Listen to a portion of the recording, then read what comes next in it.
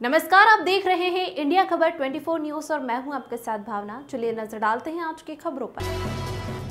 जबलपुर के कलेक्टर कार्यालय में मध्य प्रदेश कोटवार संघ भोपाल द्वारा लिखित ज्ञापन सौंपा गया, जिसमें कोटवार संघ के अध्यक्ष ने बताया कि मध्य प्रदेश के सभी भूमिहीन और सेवा भूमिधारी कोटवारों को नियमित चतुर्थ श्रेणी कर्मचारी घोषित किया जाए और सेवा भूमि पर मालिकाना हक प्रदान करने की मांग को लेकर लगातार कोटवार संघ भोपाल से लेकर सभी जिलों के लगातार अपनी आवाज को प्रशासन तक पहुंचा रहे हैं, लेकिन हमें चतुर्थ श्रेणी और मालिकाना हक प्राप्त नहीं हो रहा, जिसके लिए आज जबलपुर कलेक्ट्रेट कार्यालय पहुंचकर हमने शांतिपूर्वक एसडीएम साहब को ज्ञापन सौंपा, जिसमें संभाग के समस्त कोटवार मौजूद रहे। Bureau report.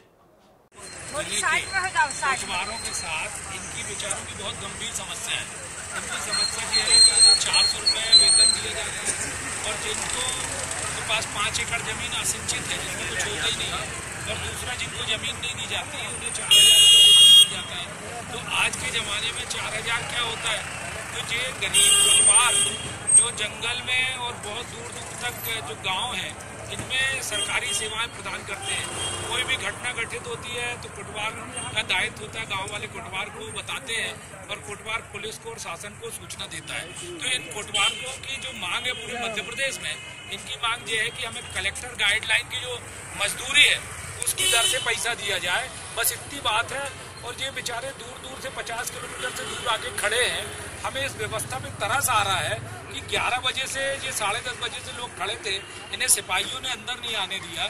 जब इनके बीच से किसी ने मुझे फोन किया तो मैं अंदर लेके आया और फिर तहसीलदार को इनका ज्ञापन हुआ। तो ये कैसी गूंगी बहरी सरकार है, मेरी समझ में नहीं आ रही। जब ये अपने अधीनस्थ कर्मचारियों की नहीं सुन रही तो आम जनता की क्या सुनेगी?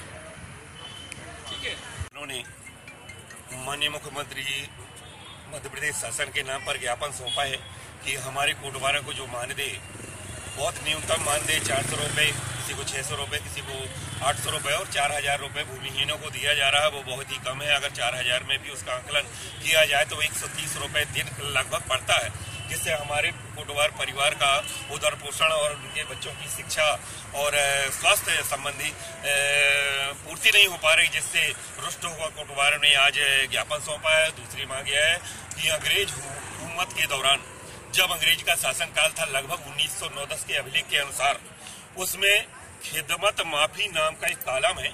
अगर उसको राजस्व विभाग ने कभी पढ़ा नहीं होगा, क्योंकि उसको पढ़ने की जरूरत ही नहीं पड़ी, सिर्फ कोटवार उसको पढ़ते आया है। आज तक शासन ने इस बारे में अपनी पहल नहीं की, नहीं तो हमारा कोटवार आज भूमि स्वामी होता अपनी जमीनों पर। 1909-10 के अभिलेख के अनुसार उसके ऊपर जो जमीन जिस पर वो काबिज है, हमारे पूर्वज काबिज थे।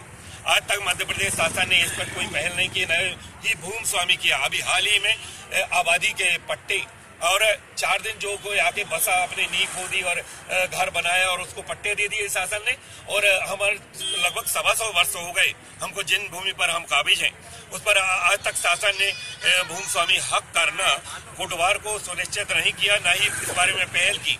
इसी माध्यम से हमें जो जमीन ग्रामीण स्तर पर प्राप्त हुई थी, उसमें नाई, धोबी, चमार, लुहार, ये जातियां थी हमारे गांवों पर, जिनमें उनको जमीनें दी गई। और जमीनें दी गई जैसे इस देश आजाद हुआ 1947 को, 15 अगस्त 1947 को देश आजाद हुआ, उसमें उन सभी की जमीनों को भूमि स्वामी घोषित किया। सिर्फ कोटवार ही एक ऐसा व्यक्ति था जिसके गले पर कोटवारी का पट्टा लटका रहा, और आज भी गुलाम है और पूरा देश आजाद हो गया। लेकिन आज गुलामी का जीवन हम लोग जी रहे हैं, उन जमीनों के कारण हमारे हाथ दबे हुए हैं। आज भी शासन प्रशासन छोटे से मांगे हैं, हमारी मांग है भूमि स्वामी की जाए वो जमीन को, अंग्रेज हुकूमत के दौरान प्राप्त भूमि को, जिसमें माफी खिदमत नामा के नाम से भूमि थी, उस पर आज तक भूमि स्वामी हक प्रदान नहीं किया गया।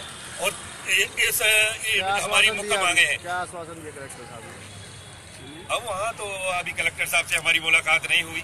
श्रीमान शायद